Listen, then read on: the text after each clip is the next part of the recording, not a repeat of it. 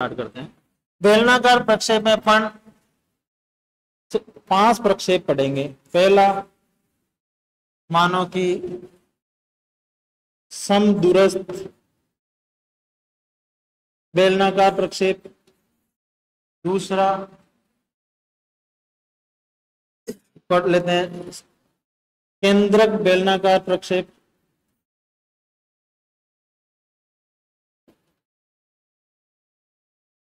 तीसरा पढ़ लेंगे समक्षेत्रफल बेलनाकार प्रक्षेप। समक्षेत्रफल बेलनाकार प्रक्षेप। चौथा पढ़ेंगे त्रिविम बेलनाकार प्रक्षेप या गोल प्रक्षेप। और 5 नंबर अपन पढ़ेंगे मर्केटर प्रक्षेप।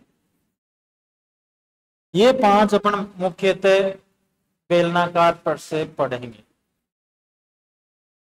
बेलनाकार प्रक्षेप पढ़ेंगे, ये इतने बेलनाकार प्रक्षेप पढ़ेंगे।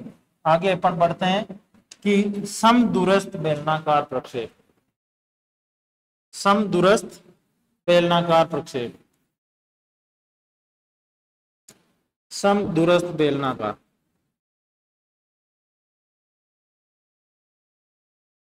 जैसे इसमें आरक लिया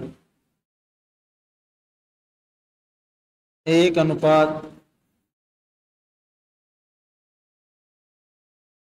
ये, क्योंकि इसमें अपन वो आरएफ 125 वाला लेंगे तो अपने पास में जो कागज बना रहे हैं उससे बाहर से चली जाएगी विषुवत रेखा। तो अपने वो आरएफ अपने कागज के हिसाब से लेना होता है। आपके पास में कागज बड़ा है तो मापक बड़ा ले सकते हो, कागज छोटा है तो मापक छोटा। पहले वाला अपन ले रहे थे वो मापक बड़ा था और अब वाला छोटा है। संख्या में तो ये संख्या बड़ी है, ठीक है। फिर विस्तार है 0 से 90 डिग्री दोनों ही, और देशांतर में 0 से 180 डिग्री, मतलब इसमें पूरा ग्लोब आएगा। दोनों गोलार्ध एक साथ दिखाएंगे। जो भी बेलनाकार प्रक्षेप पढ़ेंगे उनमें दोनों गोलार्ध एक साथ दिखाए जाएंगे। अभी तक जो पढ़ा उसमें जब उत्तरी गोलार्ध दिखाएंगे तो दक्षिणी गोलार्ध नहीं दिखाई दे सकते। तो बेलनाकार प्रक्षेपों में दोनों गोलार्ध एक साथ। इसका मतलब इसमें 90 डिग्री उत्तरी अक्षांश से लेकर 90 डिग्री दक्षिणी अक्षांश तक, 0 डिग्री से लेकर 180 डिग्री या 0 से लेकर वापस घूम के 0 आए, उतना पूरा अपन इसमें क्षेत्र दिखाएंगे। अब इसमें आर ज्ञात करना होता है। पृथ्वी का वास्तविक अर्धव्यास बटावा आरएफ का हर। तो वास्तविक अर्धव्यास 635 बटावा 350। तो आर का मान अपने पास में आ जाएगा 1.8 सेंटीमीटर आ गए। और अपने विषुवत रेखा है वो कितनी है, क्या होती है विषुवत रेखा? 2πr। भी आप यदि ग्लोब में बात करो तो विषुवत रेखा या वर्त की परिधि क्या होती है? 2πr। 2πr। कोई भी गोला है उसके चारों ओर की दूरी क्या होती है? 2πr। क्या होती है? 2πr। इसका मतलब अक्षांश रेखा जो विषुवत रेखा है इसमें 2πr होती है। और देशांतर रेखा क्या होती है? देशांतरीय वर्त होता है, ध्रुवीय वर्त, वो 2 देशांतर रेखा मिलकर बनता है। 2 देशांतर रेखा, इसका मतलब देशांतर रेखा आधा वर्त है। देशांतर रेखा क्या है? आधा वर्त है। इसका मतलब इस पूरे जो गोला है पूरा गोला 2πr होता है। वर्त की परिधि क्या होती है? 2πr होती है। उस 2πr की आधी πr। इसका मतलब आपको ये ध्यान रखना है कि पूछा जाए देशांतर रेखा की लंबाई πr होती है या देशांतरीय वर्त 2πr होता है, सही है। देशांतरीय वर्त प्रत्येक देशांतर रेखा की लंबाई πr होती है। प्रत्येक देशांतर रेखा की लंबाई πr होती है। और विषुवत रेखा की लंबाई 2 पाई आर, दो देशांत रेखा मिलकर 2 पाई आर। ठीक है ना, क्योंकि ये चीज आपको ध्यान में नहीं है तो ये प्रक्षेप समझ में नहीं आई।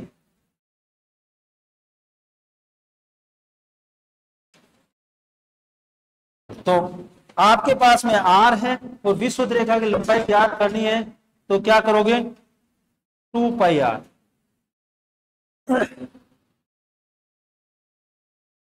मतलब 2 इंटू 22/7 इंटू 1 तो लगभग आप काउंट करो, देखिए कितना आ रहा है, 11 पॉइंट कुछ आ जाएगा, 11.31। मतलब विषुवत रेखा की लंबाई आपके पास में आ गई।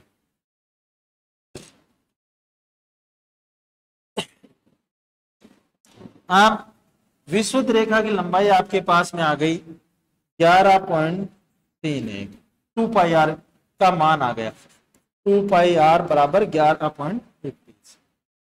आप मानो कि 11.31 की आप एक रेखा खींच ली, 11.31 की रेखा खींच ली। अब आप इसको विभाजन करते हो तो आपके अंतराल कितना दिया हुआ है, बी 11.31 इंटू अंतराल यदि 30 डिग्री है तो 30 बटावा 360, सॉरी उल्टा होगा, जो अंतराल दिया हुआ है आप या तो ये कर सकते हो भी, आप जैसे मानो कि 360 है, 360 है, आप उसको कितने भागों में बांट रहे हो, 30 का अंतर ले रहे हो, तो मान लिया कि कितने भागों में, 12 भागों में। यदि आप मानो कि 15-15 के अंतर लोगे तो 24 भागों में। तो या तो अपन जो भी कर रहे थे कि 2 पाई आर इंटू 360 बटावा, सॉरी फिर उल्टा लिखो, 360 ये कर लेंगे तो आपके पास में जितना भी मान आ जाएगा वो मान आ गया, उससे आप क्या करोगे, इसको विभाजन कर लोगे बराबर। एक सीधा इजी तरीका है कि आपके पास में त्रिज्या कितनी आई, 1.8, 1.8 लेके त्रिज्या लेके आपने क्या बना दिया, वर्त बना दिया। भी आप 1.8 लेके वर्त बना दोगे, 1.8 लेके वर्त, 1.8 की त्रिज्या ली और वर्त।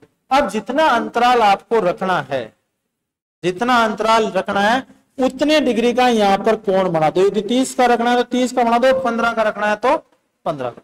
अब यहां पर जो प्रकार में आप दूरी लोगे वो दूरी और ये दूरी बराबर होगी 2 पाई आर इंटू 30 बटावा 360 से जो मान आएगा 0.94 भी आप करोगे 2 इंटू 22/7 इंटू 1.8 इंटू 30 बटावा 360, तो आपके पास में आ गया 0.94 सेमी। ठीक है, और ये जो मान है आप नाप के देख लेना, ये इतना ही होगा, ये दूरी और ये दूरी इतनी है। तो आप ये कैलकुलेशन नहीं करके डायरेक्ट कोण बनाया और उस कोण के हिसाब से आप इसके विभाजन कर सकते हो, उस कोण के हिसाब से आप इसके विभाजन कर सकते हो। तो ये तरीका इजी है, इससे आप ये कर लिया, 1.8 समय की खींच ली और उससे ये कर लिया, और उससे आप इस पर आप विभाजन कर सकते हो। आप मानो कि 11.31 की रेखा खींच दी, आप बिना नाप इधर खींच दो, या इस बिना नाप खींच दो, या इसकी आधी खींच दो, बिना नाप खींच दो, कोई दिक्कत नहीं है। आप यहां पर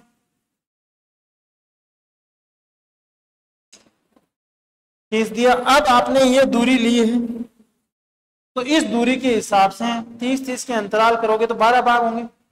तो मानो कि इस नाप के हिसाब से 1 2 3 4 5 6 7 8 9 10 11 और 12 कर दिए। अब मानो कि इस पे तो 12 भाग हो गए, लेकिन इधर 90 है, इधर 90 है, तो इधर 3 भाग करोगे इधर, तो इसका मतलब वही दूरी, ये 1 ये 2 और ये 3, ये इधर 1 ये 2 और ये 3, बिना नाप की बनाई तो मिटा तो एक्स्ट्रा है उसको, और नाप की बनाते तो वैसे ही बराबरी आती।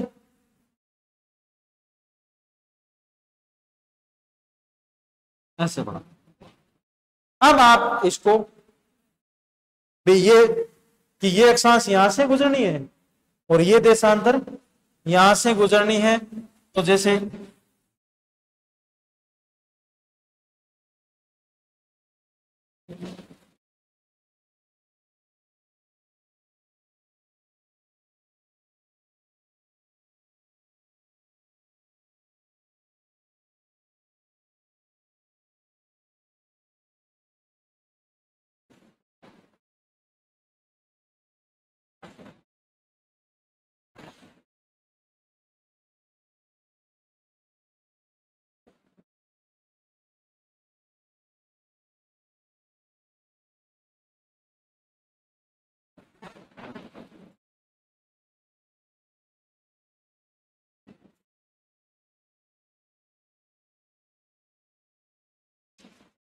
एकदम वर्गों के बराबर बराबर जाल बन गए, बिल्कुल बराबर बराबर नेट जो अपन वॉलीबॉल खेलते हैं उसके जो जाली होती है वैसे बन गया। तो वर्गों के जाल के समान कौन सा प्रक्षेप बनता है?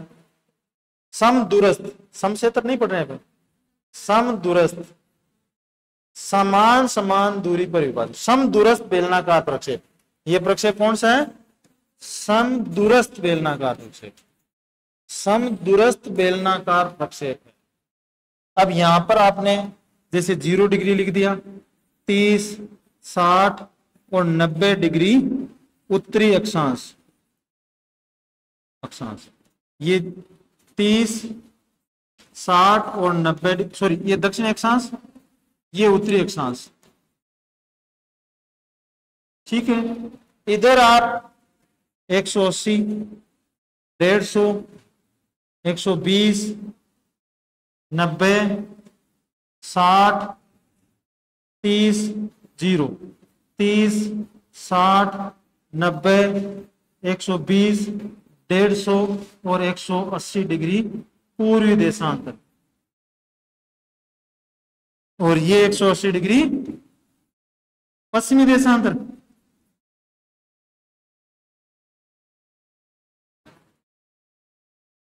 अब देखो यहां पर समदूरस्थ बेलनाकार में क्या क्या विशेषता थी, क्या टफ है इसमें? कुछ नहीं है। सभी अक्षांश रेखाएं 2 पाई आर के बराबर होती है। 2 पाई आर का मान कितना निकाला? 3 1। इसका मतलब इसमें विषुवत रेखा 2 पाई आर रहती है और सभी अक्षांश रेखाएं विषुवत रेखा की लंबाई के बराबर ही है। तो इसका मतलब बेलनाकार प्रक्षेप जो भी पढ़ेंगे तो उन सभी बेलनाकार प्रक्षेप में ये विशेषता पढ़ेंगे कि सभी अक्षांश रेखाएं जितनी लंबाई विषुवत रेखा की रखी गई है उतनी सभी अक्षांश रेखाओं की रखी जाएगी। तो इसका मतलब विषुवत सभी अक्षांश रेखाओं की इस प्रक्षेप में लंबाई बराबर है। लंबाई बराबर है तो ग्लोब में तो विषुवत रेखा की तो दूरी शुद्ध आ गई, बाकी की मापनी बढ़ी हुई आ गई, क्योंकि ग्लोब में छोटी होती है, इसमें बड़ी है, इसमें बड़ी है। तो इसका मतलब विषुवत रेखा के अलावा जितनी भी अक्षांश रेखाएं बनाओगे उनकी मापनी बढ़ी हुई, मापनी अशुद्ध तो है लेकिन मापनी घटी हुई है, बढ़ी हुई है, मापनी बढ़ी हुई है। अब सभी अक्षांश रेखाएं समांतर रेखाएं है, सभी अक्षांश रेखाएं यहां जितनी दूरी है वहीं इतनी नाप के। फिर कि अक्षांश रेखा 0 से इधर ये गुजरेगी, ये गुजरेगी, ये गुजरेगी, सभी अक्षांश रेखाओं के बीच की दूरी विषुवत रेखा से दूरों की ओर जाते हैं तो बराबर बराबर ही है। अक्षांश रेखाओं के बीच की दूरी बराबर ही है। अक्षांश और देशांतर रेखाएं इसमें एक दूसरे को समकोण पर काट रही है। इसमें देशांतर रेखाएं भी समांतर रेखाएं हैं, है ना। यहां जितनी दूरी है उतनी ही है, ठीक है। तो पहली अगली बात तो बाद में बताएं, पहले यहां पर जो यहां तक पढ़ा है वो देखो कि ये बेलनाकार समदूरस्थ बेलनाकार में एक जो जाल है उसके रूप में ये प्रक्षेप प्राप्त होता है, ठीक है। फिर समदूरस्थ बेलनाकार प्रक्षेप है में सभी अक्षांश रेखाएं 2πr के बराबर होती है, विषुवत रेखा के बराबर होती है, ठीक है। इसका मतलब विषुवत रेखा की मापनी शुद्ध होती है और अन्य अक्षांशों की मापनी वास्तव से बड़ी हुई होती है। क्योंकि ग्लोब में अपन देखते हैं कि विषुवत रेखा इतनी लंबी है तो मानो 23.5 डिग्री इतनी है, 45 इतनी है, 60 इतनी है, 90 एक बिंदु के रूप में है। तो अक्षांश रेखाएं छोटी होती जा रही है ग्लोब में, इसमें सभी की लंबाई बराबर है। इसका मतलब ये इतनी बढ़ गई नहीं तो मापनी बढ़ी हुई है। अब ये देखो कि इस प्रक्षेप में ग्लोब में विषुवत रेखा जितनी लंबी है उसकी आधी लंबाई की होती है, उसकी आधी लंबाई होती है किसकी, 60 डिग्री की। 60 डिग्री ग्लोब में आधी होती है विषुवत रेखा की, लेकिन इसमें तो बराबर है। इसका मतलब वास्तव लंबाई से कितनी हो गई है, डबल हो गई है। तो इस प्रक्षेप में कौन सी अक्षांश रेखा है जो अपनी वास्तविक लंबाई से डबल होती है, 60 डिग्री। कोई भी बेलनाकार प्रक्षेप पढ़ोगे ना, एक गोल प्रक्षेप को छोड़कर, उसमें सब में ये विशेषता है, सभी में ये विशेषता आएगी कि सभी अक्षांश रेखाएं, अब सभी अक्षांश रेखाएं 2πr होती है। ग्लोब गोल प्रक्षेप को छोड़कर सभी में 2πr होगी। सभी अक्षांश रेखाएं, सभी अक्षांश रेखाएं समांतर रेखाएं होती है। सभी अक्षांश रेखाएं 60 डिग्री अक्षांश रेखा अपनी वास्तविक लंबाई से दुगनी दिखाई जाती है। दुगनी है क्यों, ग्लोब में तो विषुवत रेखा की आधी है, इसमें बराबर कर दी, इसका डबल कर की तभी तो बराबर हुई है, ठीक है। विषुवत रेखा की मापनी शुद्ध है, बाकी की अशुद्ध है। इसमें सभी अक्षांश रेखाओं के बीच की दूरी विषुवत रेखा से दूरों की ओर जाते हैं तो बराबर ही रहती है, ठीक है। अब बराबर बढ़ा दी, इसका मतलब देशांतर रेखा की मापनी शुद्ध आ जाएगी और सीधी भी बनी हुई है। देशांतर रेखा की मापनी शुद्ध आ जाएगी, तो देशांतर रेखा की मापनी शुद्ध आ गई तो कितनी आ गई, πr। देशांतर रेखा कितनी होती है, πr ही होती है ना। और अक्षांश विषुवत रेखा कितनी होती है, तो इसमें सभी देखो, इसमें सभी अक्षांश रेखाएं तो 2πr होती है और सभी देशांतर रेखाएं πr होती है। आप देखो πr इंटू 2 तो क्या हो गया, 2πr, और 2πr में 2 का भाग दे दिया तो क्या बच गया, πr। तो किस प्रक्षेप में अक्षांश और देशांतर रेखाएं 2 के अनुपात में होती है, समदूरस्थ बेलनाकार प्रक्षेप में। 2 से गुणा करोगे यदि आप देशांतर को तो वो आपकी अक्षांश बन जाएगी उस प्रक्षेप की। तो अक्षांश में 2 का भाग दोगे तो देशांतर, और देशांतर πr होती है, इसका मतलब शुद्ध होती है। देशांतर πr होती है, इसका मतलब शुद्ध होती है। तो इसका मतलब इसका सामान्य उपयोग केवल विषुवत रेखा के आसपास के मानचित्र बनाने के लिए उपयोग है, बाकी कोई उपयोग नहीं है। इसका मतलब इससे इसकी कोई ज्यादा विशेषता भी नहीं है। अब इसमें क्या समझ में नहीं आया, इतनी चीज है इसमें भी, इसमें वर्गों के जाल के रूप में पहली बात। फिर देखो सभी अक्षांश रेखाओं की लंबाई इसमें बराबर होती है, किसके बराबर होती है, विषुवत रेखा के बराबर। विषुवत रेखा इसमें शुद्ध होती है क्योंकि 2πr से बनाई है। विषुवत रेखा इसमें शुद्ध होती है, 2πr होती है। और देशांतर रेखा कितनी होती है, πr। इसका मतलब ये कह सकते हैं किस प्रक्षेप में प्रत्येक देशांतर रेखा की लंबाई विषुवत रेखा की आधी होती है। दो के अनुपात वाला शब्द नहीं देके ये दे सकते हैं ना कि किस प्रक्षेप में सभी देशांतर रेखाओं की लंबाई सभी अक्षांशों से आधी होती है। ये अक्षांश की जितनी लंबी है उसकी आधी देशांतर, या दो के अनुपात में होती है। फिर टप करना होगा तो ये कर देंगे 2 पाई आर और पाई आर वाला, कि 2 पाई आर में 2 का भाग दिया तो पाई आर आ गया, और पाई आर को 2 से गुणा किया तो 2 पाई आर आ गया। इसका मतलब इसमें प्रत्येक अक्षांश रेखा देशांतर रेखा से दुगनी होती है, डबल होती है। आगे समझे। और विषुवत रेखा की आधी देशांतर रेखा बनी हुई है, इसका मतलब ग्लोब में भी जो वर्त की परिधि है उसकी आधी है देशांतर रेखा, आधी, इसका मतलब शुद्ध है। तो जहां विषुवत रेखा शुद्ध है और उसकी आधी लंबाई की देशांतर रेखा बनाई जाए, इसका मतलब देशांतर रेखा की मापनी शुद्ध है। तो इसमें सभी देशांतर रेखाओं की मापनी और अक्षांश में केवल 0 डिग्री की है, केवल 0 डिग्री की है मापनी शुद्ध।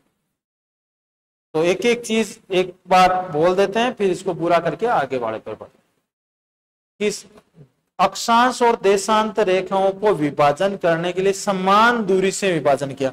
ये जितनी दूरी इसमें ली, यही दूरी इसमें ली।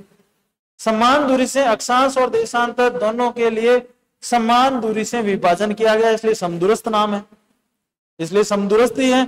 अक्षांश और देशांतर रेखाएं समान दूरी पर है, चाहे देशांतर देख लो, ये जितनी दूरी पर है यही इतनी है, समदूरस्थ ही है। अक्षांश भी समदूरस्थ ही है, भी अक्षांश और देशांतर दोनों एक ही दूरी से विभाजित है, इसलिए इसको समदूरस्थ कहते हैं। सभी अक्षांश रेखाएं 2 पाई आर है, मतलब विषुवत रेखा की बराबर है। विषुवत रेखा की मापनी शुद्ध होती है, अन्य अक्षांशों की मापनी अशुद्ध होती है और बढ़ी हुई होती है। 60 डिग्री अपनी वास्तविक लंबाई से दुगनी होती है। दूर एक रेखा से दिखा रहे हैं, जिस दूर एक वहां चाप की बात कर रहे थे, बिंदु की बात कर रहे थे, यहां एक रेखा की बात आ गई। सभी बेलनाकार प्रक्षेपों में एक रेखा से दिखा, सभी बेलनाकार प्रक्षेपों में एक रेखा की बात, ठीक है। अक्षांश रेखाएं समांतर रेखाएं भी है, अक्षांश और समान दूरी पर है। देशांतर रेखाएं पाई आर होती है, मापनी शुद्ध होती है। अक्षांश और देशांतर रेखाएं एक दूसरे के समकोण पर काट रही है, एक दूसरे के। देशांतर रेखाएं भी इसमें समांतर रेखाएं हैं, देशांतर रेखाएं भी इसमें, क्योंकि यहां पर जितनी दूरी है वही यहां, ठीक है। और कोई इसकी विशेषता नहीं है। बताओ देखिए, और इसमें क्या समझ में नहीं आया? भाई बाकी जो प्रक्षेप पढ़ेंगे ना, बेलनाकार प्रक्षेप, उसमें भी अपने सब में पढ़ेंगे कि इसमें अक्षांश रेखाएं 2 पाई आर या विषुवत रेखा की बराबर होती है, इसमें भी पढ़ेंगे। उनमें भी पढ़ेंगे कि अक्षांश रेखाएं समांतर रेखाएं होती है, इसमें भी पढ़ेंगे। उनमें भी पढ़ेंगे सभी में कि देशांतर रेखाएं और अक्षांश रेखाएं एक दूसरे के समकोण पे काटती है, तो इसमें भी है। उनमें भी पढ़ेंगे कि देशांतर रेखाएं समांतर रेखाएं। उनमें भी पढ़ेंगे कि जितनी विषुवत रेखा उसकी 60 डिग्री अपनी वास्तविक लंबाई से डबल होती है। लेकिन इसमें जो अलग है कि इसमें प्रत्येक देशांतर की मापनी शुद्ध है, बाकी किसी भी बेलनाकार प्रक्षेप में ये विशेषता नहीं है। और इस भी और जो बेलनाकार पढ़ेंगे ना, उनमें देशांतर रेखा की लंबाई पाई आर नहीं है। और उन प्रक्षेपों में जितनी विषुवत रेखा है या जितनी अक्षांश रेखाएं हैं, उसकी आधी लंबाई की देशांतर रेखा नहीं आएगी, इसी में है, और किसी में नहीं आएगी, और किसी में नहीं आएगी, किसी में नहीं आएगी, किसी में नहीं आएगी, और किसी भी प्रक्षेप में नहीं आएगी ये विशेषता। ये केवल विशेषता इसी में है। ये अलग विशेषता क्या है इसमें कि देशांतर रेखा की लंबाई इसमें अक्षांश रेखाओं की लंबाई की आधी है। प्रत्येक देशांतर की मापनी शुद्ध है, और कोई अलग विशेषता नहीं है इसमें। और ये विशेषता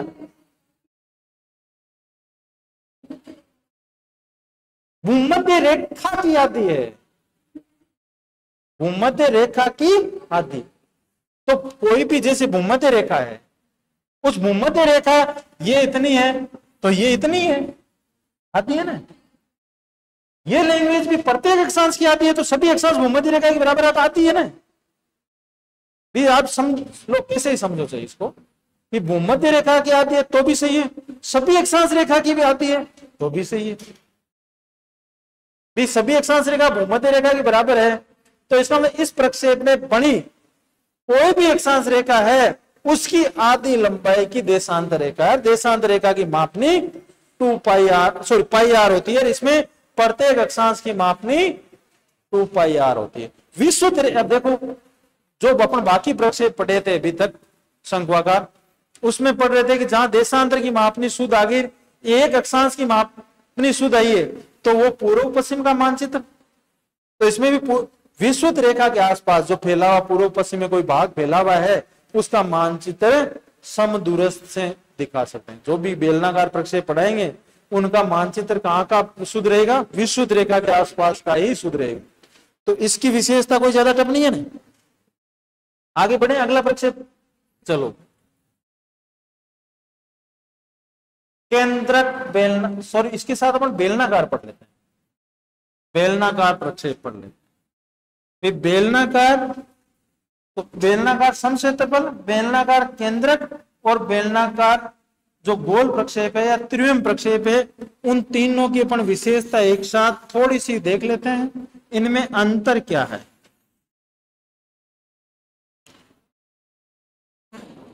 कि जो यहां पर कागज लगाया जाएगा,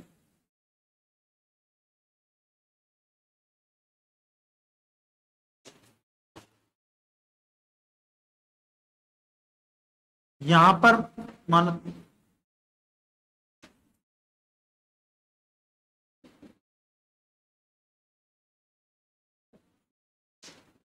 यहां पर कागज लगाया जाएगा तीनों में।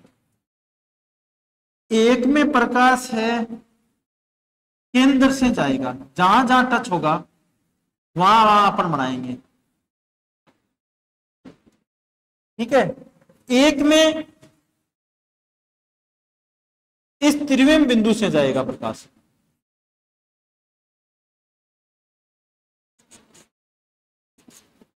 जो भी है वो त्रिविम बिंदु से जाएगा। और एक है अनंत दूरी से आएगा सीधा, लंबकोणीय।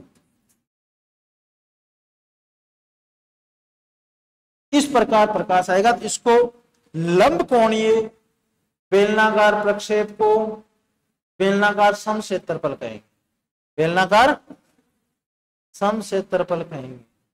त्रिविम वाला इसमें गोल प्रक्षेप बनेगा, गोल प्रक्षेप बनेगा। और त्रिविम वाले को गोल प्रक्षेप कहेंगे, लंबकोणीय को बेलनाकार समक्षेत्रफल कहेंगे, बेलनाकार समक्षेत्रफल। और इसको केंद्रक बेलनाकार या नोमोनिक बेलनाकार प्रक्षेप कहेंगे। अब अपन इनमें से एक कोई भी ले लेते हैं। कौन सा पढ़े इनमें से, गोल को बाद में पढ़ेंगे, केंद्रक और बेलनाकार समक्षेत्रफल में से अपन एक देख लेते हैं। कौन सा, बेलनाकार समक्षेत्रफल पढ़ लेते हैं।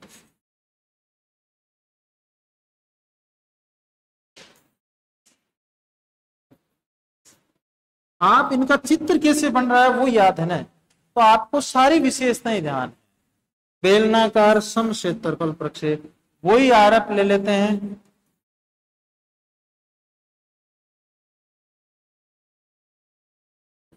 ठीक है, वही आरप ले लिया, वही विधि, आर ज्ञात करना है तो वास्तविक अर्धव्यास बटावा आरप का हर। तो वास्तविक अर्धव्यास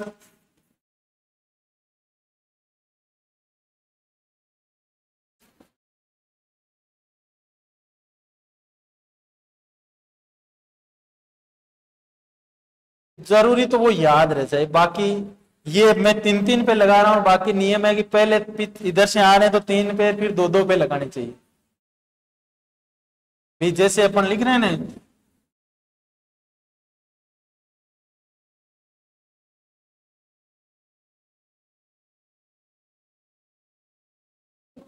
तो मानो कि ये सैकड़ा हो गया, ये 10,000 हो गया, ये 10 लाख, इसका में 1 करोड़ है। इजी रहता है अपने को ध्यान रखने में, संख्या लिखते समय चूकते नहीं है, संख्या लिखते समय चूकते नहीं है, नहीं तो अपने काउंट करने पड़ते हैं कि इकाई, दहाई, सैकड़ा, उसके लिए कितने बिंदु लगाने हैं, वो ध्यान।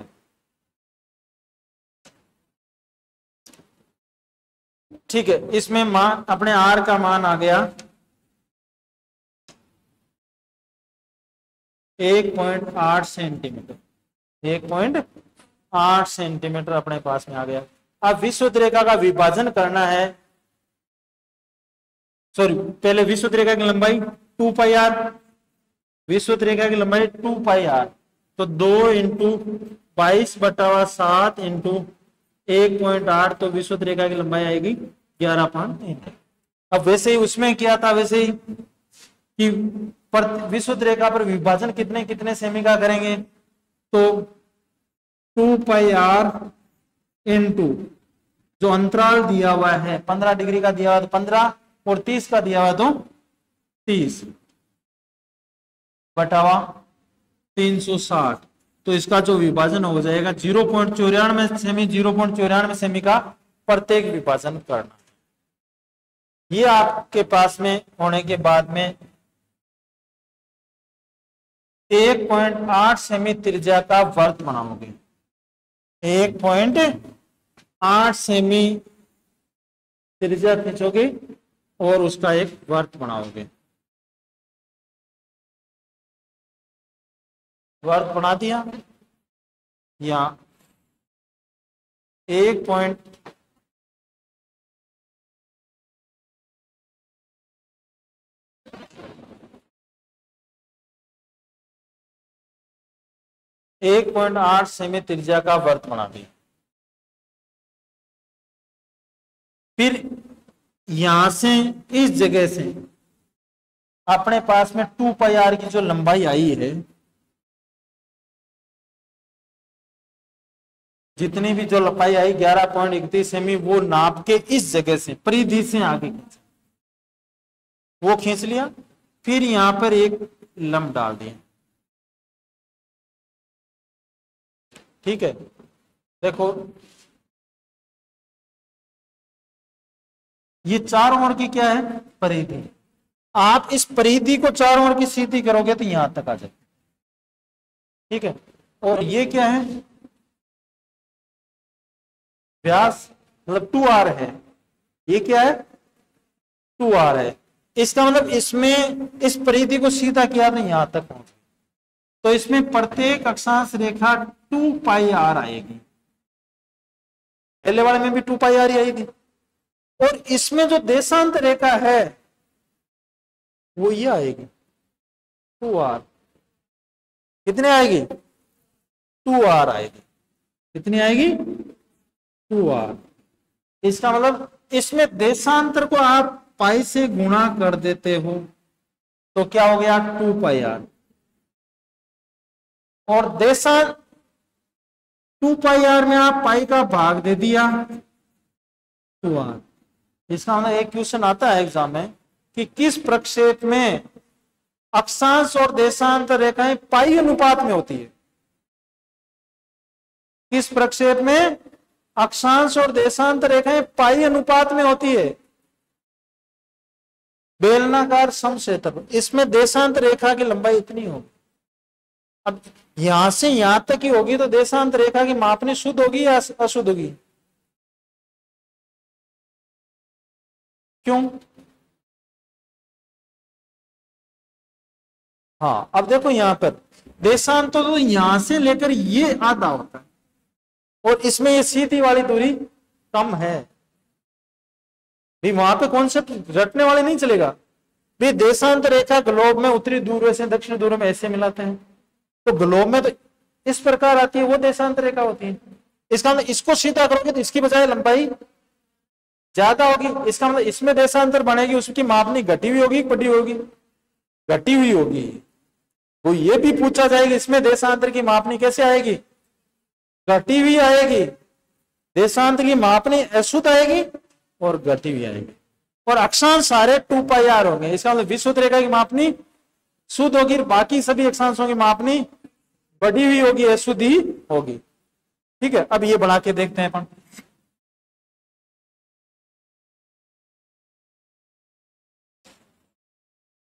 आपने सही उस चीज को देख लिया ना, तब आपके गलत होने के।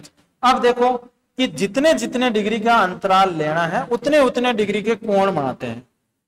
जैसे मान लिया कि 30 डिग्री, 60 और 90, 30, 60 और 90।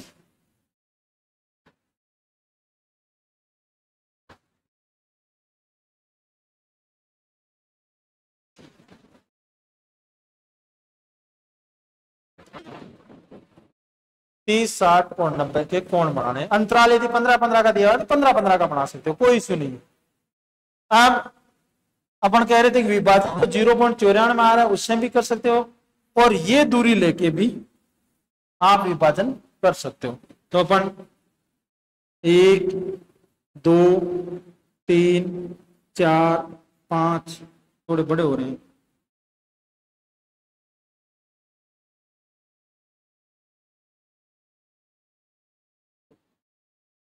ये दूरी लेके 1, 2, 3, 4, 5, 6, 7, 8, 9, 10, 11 और 12 ये विभाजन कर लिए बराबर बराबर। अब यहां से आपको प्रकाश डालना है, अनंत दूरी से प्रकाश आएगा।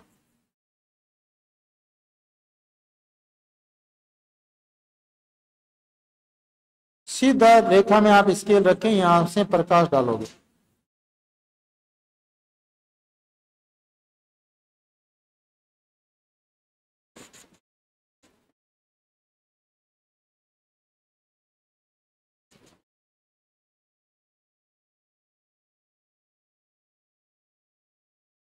ठीक है, अब इन्हीं रेखाओं को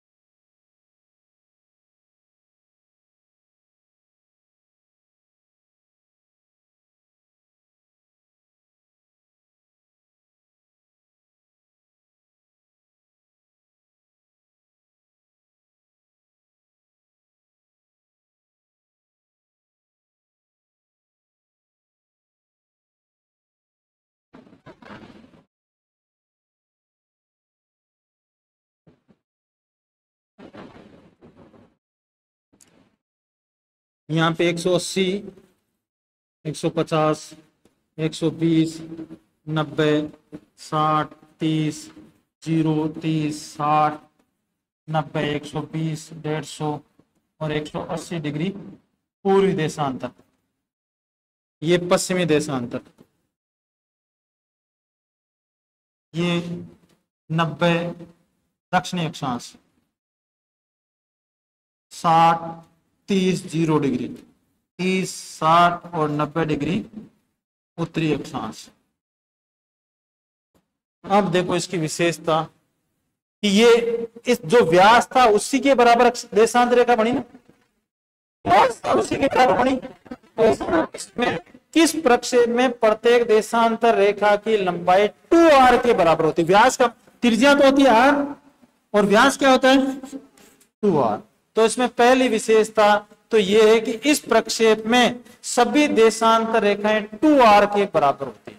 2r है तो ये भी कह सकते हैं चेंज करके लैंग्वेज कि इस प्रक्षेप में सभी देशांतर रेखाओं की लंबाई लघुकृत वर्त के व्यास के बराबर होती है। व्यास के बराबर ही है, तो व्यास कहे या 2r कहे बात एक ही है। ठीक है, इस प्रक्षेप में प्रत्येक अक्षांश रेखा की लंबाई अपन ने 2πr निकाली थी।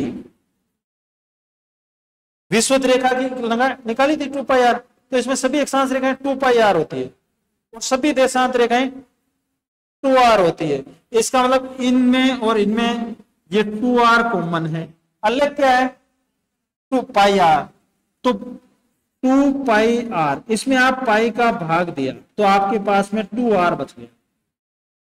इसका मतलब यदि आपके पास में विषुवत रेखा है और उसमें आप पाई का भाग देते हो तो देशांतर रेखा प्राप्त हो जाती है। और यदि देशांतर रेखा 2r है, उसको पाई से गुणा करते हो तो 2πr प्राप्त हो जाती है। ठीक है ना? ये आप बुकों में जो पीछे क्वेश्चन आए हुए हैं अरिहंत में, उनमें देखना ये आंसर गलत है, वो मतलब।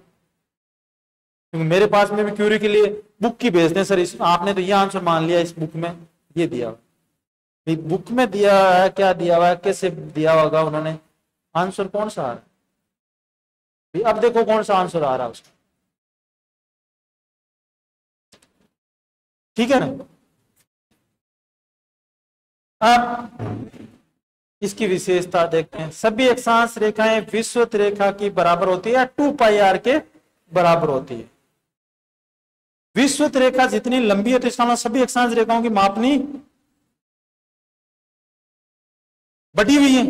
विषुवत रेखा के अलावा अक्षांश की मापनी बढ़ी हुई है। विषुवत रेखा के अलावा सभी अक्षांश रेखाओं की मापनी बढ़ी हुई है। फिर देखो अलग विशेषता, अक्षांश रेखाओं के बीच की दूरी यहां इतनी थी, उससे कम यहां, वहां से कम। तो ये लाइन इसमें ध्यान रखना, बेलनाकार समक्षेत्रफल प्रक्षेप में विषुवत रेखा से दूरों की ओर जाते हैं तो अक्षांश रेखाओं के बीच की दूरी कम होती जाती, अक्षांश रेखाओं के बीच की दूरी कम होती जाती। सभी अक्षांश रेखाएं इसमें समांतर रेखाएं, सही है कि इन दो के मध्य जितनी दूरी यहां पे उतनी यहां पे, तो अक्षांश रेखाएं समांतर रेखा। देशांतर रेखाएं इसमें 2r होती है, कितनी होती है? 2r। और शुद्ध देशांतर की लंबाई होती है πr। इसका मतलब 2r तो πr से छोटा है। भी पाई का मान तो 3.14 है, जैसे मान लिया आपके 1.8 आया तो 3.14 से गुणा करोगे तो मान ज्यादा आएगा, और 2 को 1.8 से गुणा करोगे तो मान, इसका मतलब 2r की मापनी कम होती है।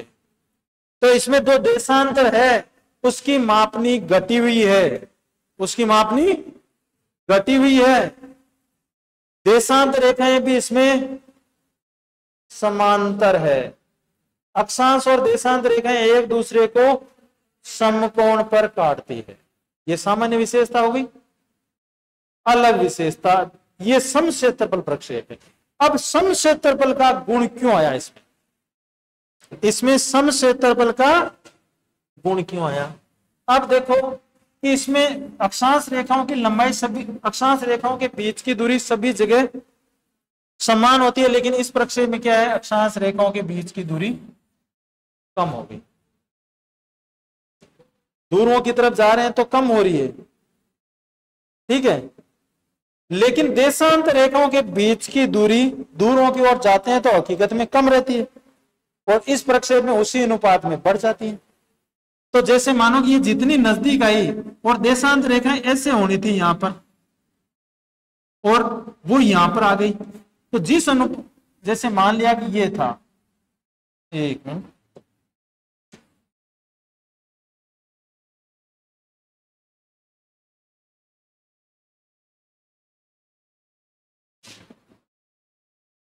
कि मानो कि ये अक्षांश है, देशांतर ये स्थिति में, ठीक है। अब ऊपर जा रही है तो कम हो रही है, लेकिन इस प्रक्षेप में अक्षांश बढ़ा दी, अक्षांश ये इधर वाली बढ़ा दी है, ये तो मान लिया उतनी है, लेकिन और इनके दोनों के बीच की दूरी कम कर दी है, तो अक्षांश की बढ़ा दी है और इनके बीच की दूरी कम कर दी, तो अब देशांतर क्षेत्रफल तभी शुद्ध आएगा तब ये देशांतर उससे पहले के बजाय भी यहां पर, जैसे यहां जाते हैं तो ऊपर की ओर कम हो रही है देशांतर की, लेकिन इस प्रक्षेप में उतनी है, तो वो उसी अनुपात में जब बढ़ेगी, जिस अनुपात में अक्षांशों के बीच की दूरी कम हुई है उसी अनुपात में देशांतरों के बीच की दूरी बढ़ गई, तो इसका मतलब क्षेत्रफल शुद्ध आ गया। अब इसी चीज को अपन जो पहले देख रहे थे कि इस प्रक्षेप में अक्षांश जैसे ग्लोब में ये इतनी दूरी पर थी, और इस प्रक्षेप में उनके बीच की दूरी इतनी होगी, उनके बीच की दूरी, दूरों की ओर जा रहे हैं तो कम हो रही है, दूरों की ओर जा रहे हैं तो कम हो रही है। तो मानो कि एक जो इनका कोष है, एक जैसे मान लिया ये कोष है पहले वाला, जो ग्लोब का कोष है वो 4 सेमी इधर होगा, 4 इधर होगा, मान लिया 4 इधर, ठीक है। तो उनकी जो क्षेत्रफल था वो 16 वर्ग किलोमीटर आ गया। अब मानो कि यहाँ पे अक्षांश है, इस अक्षांश की लंबाई अपन ने 8 सेंटीमीटर कर दी, पहले 4 ही थी अब 8 कर दी, और ये तो देशांतर है, उनकी लंबाई अपन ने 4 की बजाय 2 कर दी। तो देखो इसको डबल किया है तो इसको क्या कर दिया, आधा। तो अनुपात हो गया ना, जिस अनुपात में बढ़ाई है उसी अनुपात में घटा दी।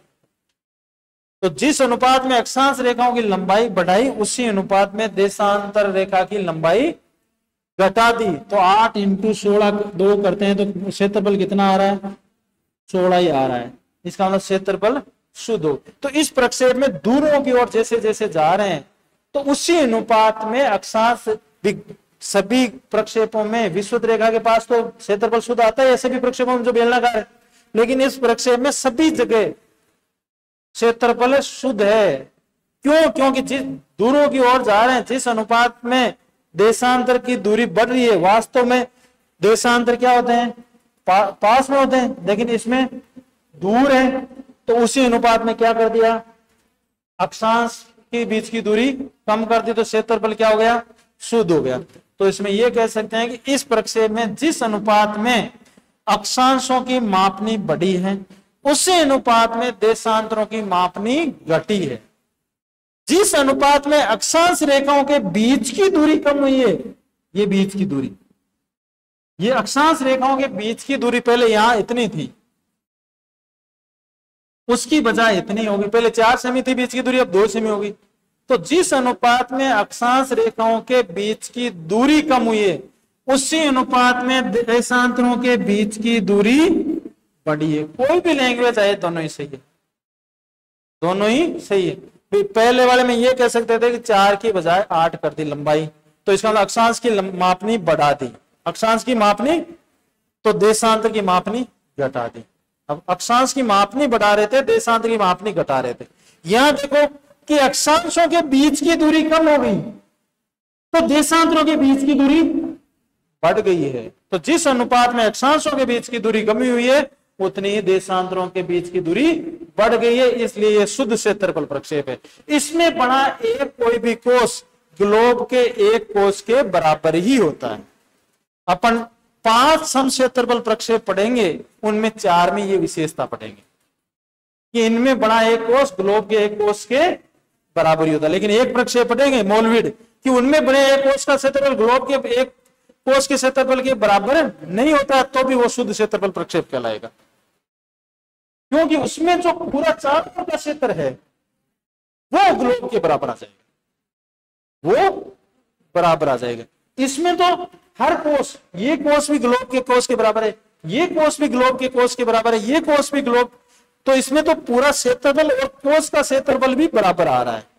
लेकिन उस प्रक्षेप में कोष का क्षेत्रफल बराबर नहीं आ रहा है, तो भी ग्लोब का क्षेत्रफल उस मानचित्र के बराबर आ रहा है। तो वो थोड़ा डिफरेंट, वो चीज डिफरेंट रहेगी। लेकिन वो अपन यहां से ही उसकी बात करते स्टार्ट रखेंगे तो वहां जाते जाते अपने को कि ये विशेषता यहां आनी है, ये विशेषता यहां पर आनी है।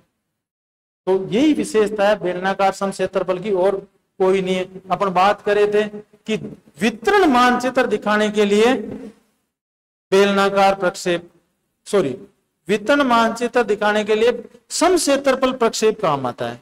मध्य अक्षांशों का वितरण दिखाना है तो शंक्वाकार में बोन, विषुवत रेखा के पास का दिखाना है तो बेलनाकार समक्षेत्रफल, दूरों के वितरण का दिखाना है तो खमध्य समक्षेत्रफल, और पूरे विश्व का एक साथ दिखाना है तो मोलविड, क्यों मोलविड में है समक्षेत्रफल।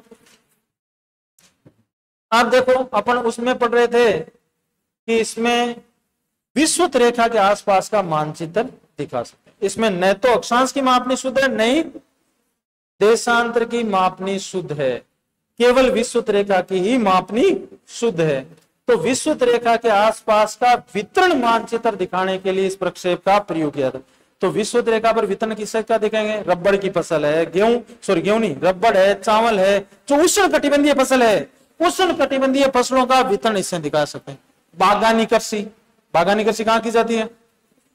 उष्ण कटिबंध में की जाती है बागानी। तो बागानी कृषि का वितरण दिखाने, केले की फसल, रबड़ की फसल, चावल बागानी में नहीं आती है, लेकिन उष्ण कटिबंध की फसल नहीं, चावल रोपण नहीं है। ऐसे तो प्याज भी रोपते हैं, लेकिन प्याज को भी अपन रोपण कृषि में नहीं लेंगे, रोपण कृषि या बागानी कृषि में नहीं लेंगे। रोपण कृषि या बागानी कृषि में जिनका पौधा लगाया जाता है और 2-3 साल बाद में वो पैदावार देता है, मतलब गेस्टाल्ट का समय लंबा होता है, जो बोने और पैदा देने में अंतर ज्यादा होता है।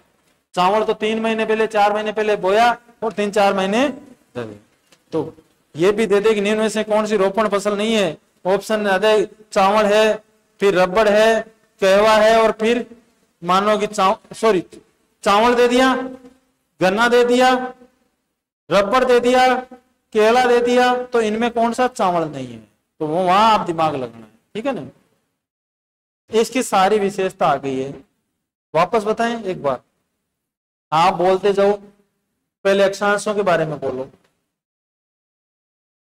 सभी अक्षांश रेखाएं 2 पाई आर होती है, विषुवत रेखा के बराबर होती है। तो विषुवत रेखा की मापनी शुद्ध होती है, अन्य अक्षांशों की मापनी बढ़ी हुई होती है, शुद्ध होती है, ठीक है। अक्षांश रेखाएं समांतर रेखाएं, सभी अक्षांश रेखाएं समांतर रेखाएं।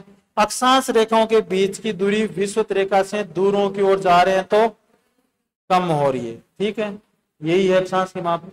देशांतर, सभी देशांतर रेखाएं अक्षांश रेखाओं को समकोण पे काटती है, सभी देशांतर रेखाएं समांतर रेखाएं होती है, सभी देशांतर रेखाएं 2R होती है, मतलब 2R होती है, 2R होती है। 2R का मतलब लघुकृत गोले के व्यास के बराबर होती है, ठीक है। फिर इसमें अक्षांश और देशांतर का अनुपात पाई रहता है। क्या रहता है? पाई, मतलब अक्षांश रेखा आई, उनमें 3.14 का भाग दे दिया तो आपके पास में देशांतर आ गई। देशांतर को आप 3.14 से गुणा कर दिया तो आपके पास में अक्षांश आ गया, ठीक है। अब इसमें समक्षेत्रफल का गुण है। समक्षेत्रफल का गुण क्यों आता है? क्योंकि इसमें जिस अनुपात में विषुवत रेखा से दूरों की ओर जाते हैं, जिस अनुपात में अक्षांशों के बीच की दूरी कम होती है, उसी अनुपात में देशांतरों के बीच की दूरी बढ़ जाती है, या जिस अनुपात में अक्षांश की मापनी बढ़ती है, उसी अनुपात में देशांतरों की मापनी भी घट जाती है। तो वो समक्षेत्रफल का गुण है। जिस प्रक्षेप में समक्षेत्रफल का गुण होता है वो वितरण मानचित्र में काम आता है। तो ये विषुवत रेखा के आसपास की कोई फसल का वितरण दिखाना है तो बेलनाकार समक्षेत्रफल प्रक्षेप काम में लेंगे। अब बताओ इसमें क्या नहीं समझ में आया?